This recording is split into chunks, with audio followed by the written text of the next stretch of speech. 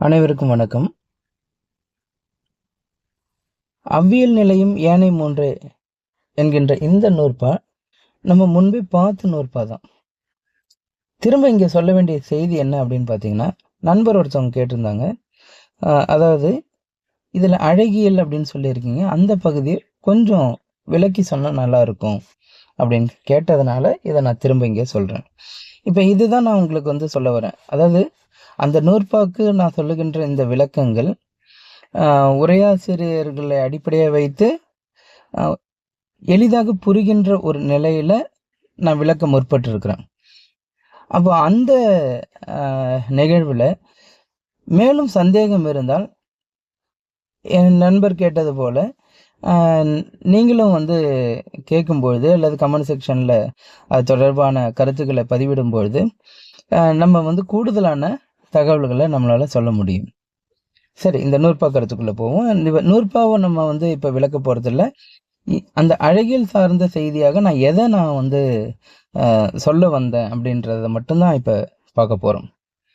இந்த நூற்பா இரண்டாக பிரிச்சுக்கிறோம் அப்படின்னு சொல்லி அதில் சொல்லியிருந்தோம். அவ்வியல் நிலையும் இது ஒரு பகுதி, ஏனை மூன்று என்பது இரண்டாவது பகுதி. இந்த அவ்வியல் நிலையம் என்பது இதை படிக்கும்போது நமக்கு தெரியும். அவ்வியல் நிலையம் அப்படின்னா முன்னாடி நான் சொன்னேன்னு அந்த அடிப்படையில் அப்படின்றது நமக்கு தெரிய வருது.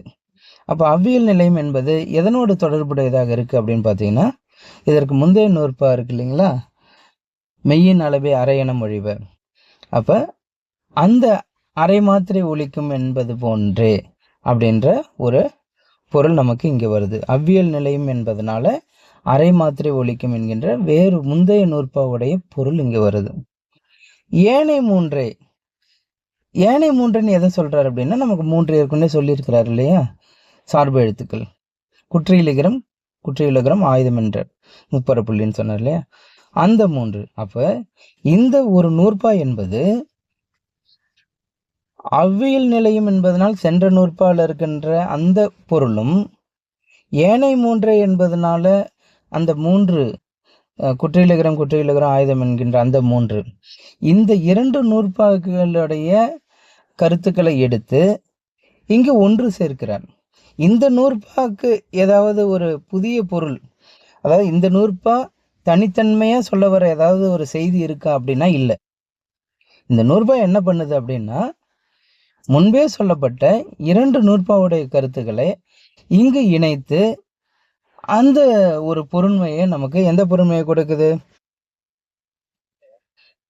அரை மாத்திரை அளவின் கண்ணே ஒலிக்கும் எது, குற்றியலிகரம் ஆயுதம் என்கிற இந்த மூன்று அப்படின்ற ஒரு செய்தியை தருது. அப்ப இதுதான் நான் அழகியல் சொல்றேன். அதான் இந்த நூற்பா தனியாக இந்த நூற்பாக்குன்னு ஒரு புதிய பொருள் இல்லை. முன்பு சொன்ன ஒரு நூற்பா அதனுடைய கருத்து, அதற்கு முன்பாக சொன்ன ஒரு நூற்பா அதுல எவை எவை என்பது, இந்த இரண்டையும் இணைத்து ஒரு நூற்பாவாக செய்யப்பட்டிருக்கு. இதுதான் அழகியல் அப்படின்னு சொல்லியிருந்தேன். கண்டிப்பா இது புரியும்னு நினைக்கிறேன். அதாவது நான் சொல்ல வர செய்தி என்னன்னா, இந்த நூற்பாக்குன்னா தனித்தன்மையான ஒரு கருத்து கிடையாது. ஆனா இந்த நூற்பா இது ரெண்டையும் இணைப்பதனால ஒரு பொருள் கிடைக்குது தான், இல்லைன்னு சொல்லல. ஆனா அந்த பொருள் எப்படி வருதுன்னா, முன்பு சொன்ன இரண்டு நூற்பாவின் பொருளை இணைப்பதனால வருது. இந்த நூற்பாக்குன்னு கூடுதல் தகவல் இங்க இல்லை அப்படின்றது தான் நான் பதிவு செய்கிறேன். இது ஒரு அந்த மாட்டேறு அப்படின்னு சொல்லுவாங்க இல்லையா, அந்த மாதிரியான உத்தி வகை சார்ந்தது தான். ஆனால் எளிமையாக புரியறதுக்காக நான் என்ன சொல்லியிருக்கேன் அப்படின்னா, இது ஒரு அழகியல் சார்ந்தது. அவர் எப்படி அதை ரசித்து அந்த நூற்பாவை அமைத்திருக்கிறார் அப்படின்றது தான் நான் சொல்ல வந்த கருத்து. நன்றி, வணக்கம்.